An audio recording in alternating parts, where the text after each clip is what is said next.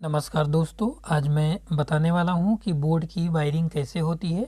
सबसे पहले थोड़ा हम इस चित्र को देख लेते हैं। यहाँ पर देखिए बल्ब लगा हुआ है, यहाँ पर भी बल्ब लगा हुआ है। इसको हमने डायरेक्ट सप्लाई से लगा दिए हैं। जब तक लाइट रहेगी तब तक यह बल्ब जलेगा।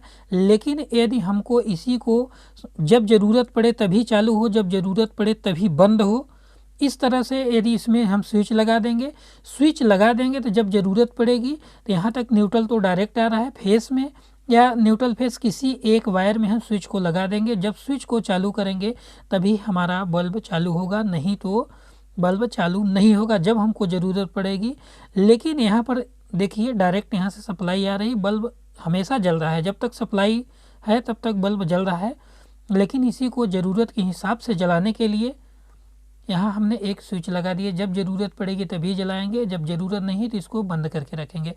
उसी तरह से बोर्ड में भी होता है। बोर्ड की जो वायरिंग होती है, किसी भी उपकरण को चलाने के लिए उसमें वायरिंग की जाती है। उसमें स्विच और सॉकेट लगे होते हैं। कुछ 5 पिन सॉकेट होते हैं, कुछ बल्ब का होल्डर होता है और कुछ 2 पिन सॉकेट होते हैं।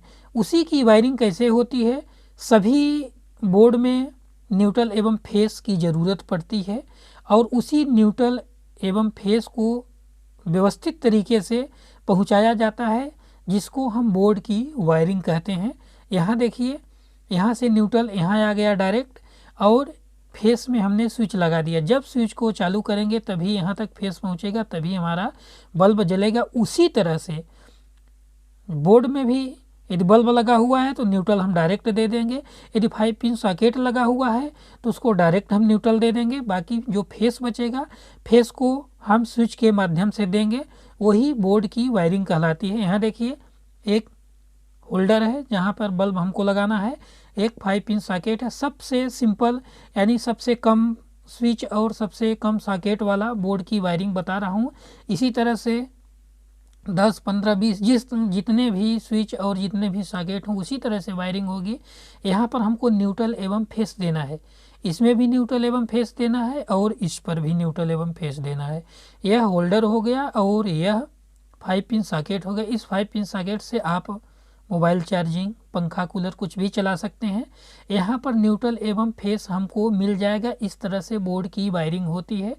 देखिए यहाँ पर भी न्यूट्रल फेस मिल जाएगा तभी बल्ब जलेगा। अब यहाँ से हमको न्यूट्रल एवं फेस लाना है। न्यूट्रल की वायरिंग करने के लिए सबसे पहले जितने भी उपकरण होते हैं, इसको उपकरण कहा जाता है, जहाँ से हमको डायरेक्ट लाभ मिलता है। स्विच से कोई लाभ नहीं मिलता है, इसलिए यह उपकरण नहीं है।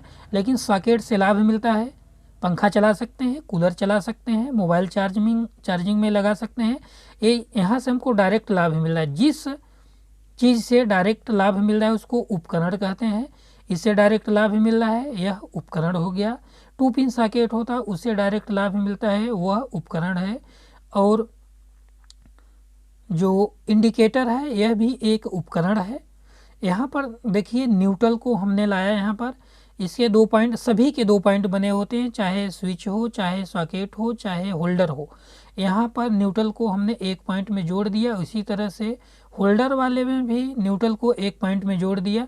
यानी कोई भी उपकरण होगा, हमने बताया कि जो उपकरण होते हैं जो डायरेक्ट लाभ देते हैं उसको उपकरण कहते हैं। सभी उपकरण के एक एक पॉइंट में न्यूट्रल को जोड़ देना है। 2 पॉइंट सभी के होंगे, एक एक पॉइंट में न्यूट्रल को जोड़ देना है। एक पॉइंट ये हो गया, एक पॉइंट ये हुआ। सभी में न्यूट्रल को यहाँ से न्यूट्रल लाए, यहाँ पर जोड़ दिए। अब हमको यदि फेस यहाँ पर पहुँचा देते हैं तो यह डायरेक्ट हमको लाभ प्रदान करने लगेगा, काम करने लगेगा।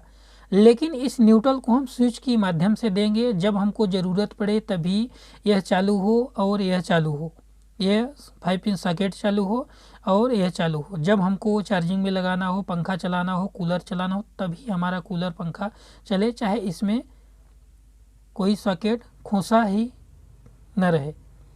यहाँ से देखिए ये स्विच हो गई, ये स्विच हो गई। 2 पॉइंट इसके हैं, 2 पॉइंट इसके हैं।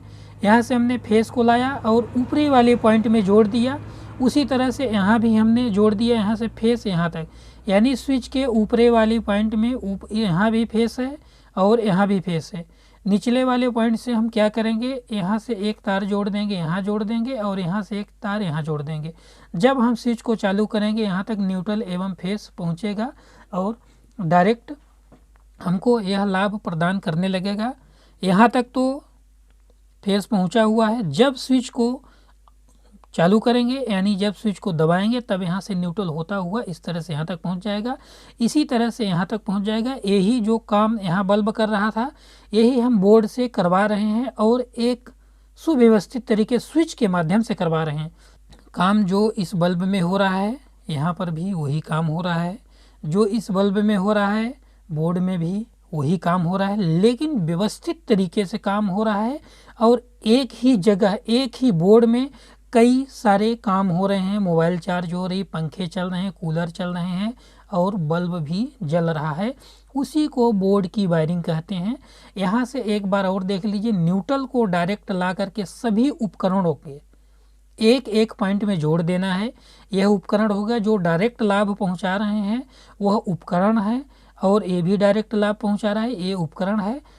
स्विच एक रास्ता है जो जब हमको ज़रूरत पड़ेगी तभी वह न्यूट्रल को जाने देगा, फेस को जाने देगा, तभी हमारा ऑन होगा। तो इस तरह से बोर्ड की वायरिंग हुई। यहाँ से देखिए यहाँ तक न्यूट्रल पहुँच रहा है और यहाँ इसके पॉइंट में पहुँच गया, इसके एक पॉइंट में, दूसरे पॉइंट से जब स्विच को ऑन करेंगे यहाँ से यहाँ तक पहुँच जाएगा और यहाँ से होते हुए यहाँ तक पहुँच जाएगा। हमारा सॉकेट भी काम करने लगेगा और होल्डर भी, बल्ब भी काम करने लगेगा। काम यही हो रहा है जो डायरेक्ट में होता था, जो इसमें हो रहा है यही हो रहा है, लेकिन एक ही जगह बहुत सारे काम हो रहे हैं। उसी की वायरिंग को बोर्ड की वायरिंग कहा जाता है। धन्यवाद दोस्तों, आशा करते हैं यह वीडियो आपके समझ में आ गया होगा।